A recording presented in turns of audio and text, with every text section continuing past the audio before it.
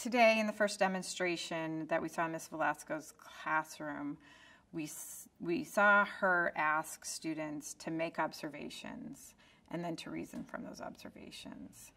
And because they were familiar with Newton's laws, and because they could name Newton's laws, and because they understand them, at least in this sort of first draft way, there was a lot of slipperiness between their observations and their reasoning. They would say things like, I saw inertia, or I saw gravity.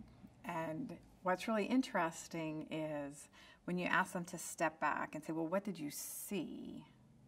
Now, how does that demonstrate inertia? Or how does that demonstrate what you know about gravity? You could see them recognize that there might be a lack of depth to their thinking at this moment, but by articulating and practicing articulating the connection between the things they actually observed and these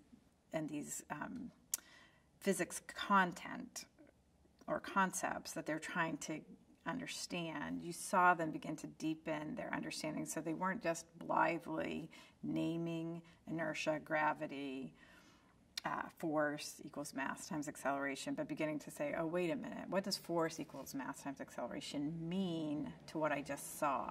What difference does it make if the thing has more or less mass? And that's why I think that our opportunity to articulate carefully the connection between the observations and the reasoning around what you're trying to make a claim about is so valuable.